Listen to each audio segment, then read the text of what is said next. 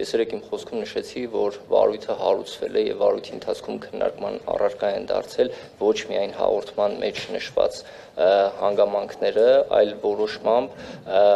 ֆիքսվել է, որ հարուցվում է վարույթ էներգետիկայի մասին օրենքի եւ հանձնաժողովի իրավական ակտերի հնարավոր պահանջների խախտման հանգամանքները պարզելու նպատակով։ Շնորհակալություն։ Պարոն Կարապետյան, կխնդրեմ մի տոն, երկու տոն ավելի բարձր, չնայած բարձր խոսում եք խոսում, բայց որ բոլորին լսելի լինի։ Համեցեք։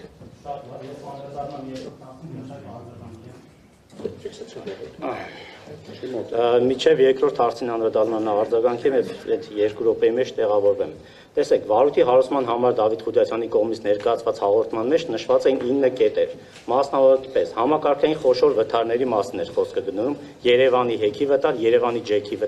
անջատում կարճ միացում, մեծատիպ անջատումներ, հիվանդանոցներ, դպրոցներ, համայնքային ադմինիստրատիվ կառույցներ եւ այլն։ Հաջորդը երկրորդ կետի մասը լարման կարգավորման անբավարար վիճակ, երրորդ կետը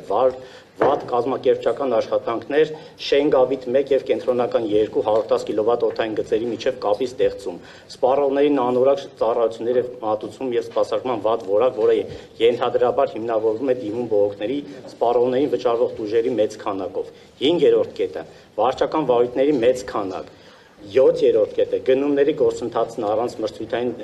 եղանակի կազմակերպելը 1000% մարժայի դեպքեր փոխկապակցված ընկերությունների գերշահույթներ եւ 8-րդ հիմքը սպառողների հաշվարկի սարքերի միջամտումներ եւ հավելագրումներ։ Ցանկանում եմ հստակ արձանագրել, որ այս բոլոր կետերը ըստ էության հանվել են օրակարգից, քանի որ մեր կողմից ներկայացված բոլոր հիմնավորումները հոդս են ցնցել այս բոլոր անհիմն թեզերը։ Ստացվում է, որ վարույթը հարուցվել է 9 կետերի հիման վրա, որոնցից առնվազն 7-ը վարույթից դուրս են եկել։ Հարցն եմ ձևակերպում, վարույթի հարուցման հիմքերում վերանալու դեպքում ինչի վարչական վարույթը չի կարճվել։ Հստակեցնեք ինչ է նշանակում վարույթի հիմքերը վերանալ։ Ես հարցը հստակեցնեմ, հա։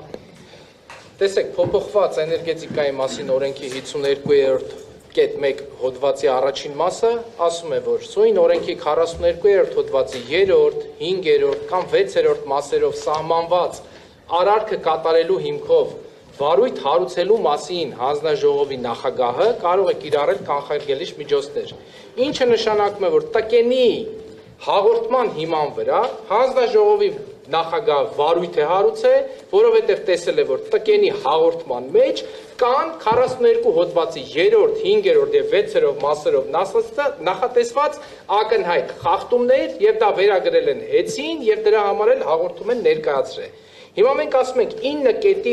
9 կետերի խախտումներով, 9 կետով խախտումներ են վերագրվել հեծին։ Դա է իրավունք տվել հանձնաժողովի նախագահին վարույթ հարուցել։ Ոչ թե ընդհանրական մեր վիճակը վատ է, էներգետիկ համակարգը վատ է, մի հատ վարույթ հարուցեք, բոլորին ստուգեք։ Այդպեսի բան օրենքը չի նախատեսել։ Կոնկրետ ասելա, կա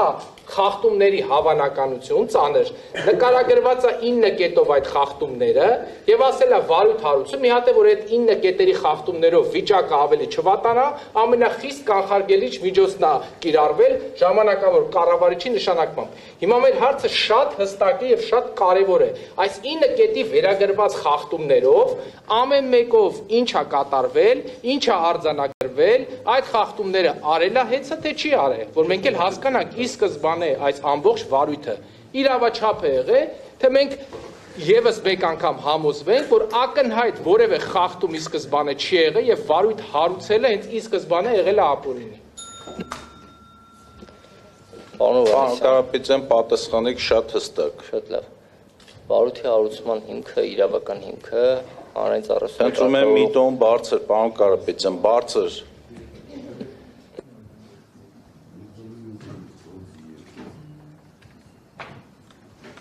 Մյուս հարց տվողներն էլ խնդրում եմ ճիշտ հակառակը, եթե կլինեն մարդիկ ավելորդ բարձր տոնայնություն պետք չի, պարզապես պետք է այնպես աշխատենք, որ իրար նորմալ լսենք։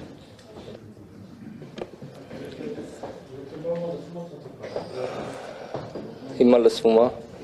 Պարոն Հովհաննիսյան, վարույթի հարուցման հիմքը հանրային ծառայությունների կարգավորող մարմնի մասին օրենքի 36-րդ հոդվածի 9-րդ մասն է, որը հանձնաժողովի նախագահին վերապահել է կանխարգելիչ միջոցառում կիրառելու իրավասություն։ Այն դրույթները, որոնք որ դուք վկայակոչեցիք, այս պարագայում հիմքում չեն դրվել ըստ էության, ավելին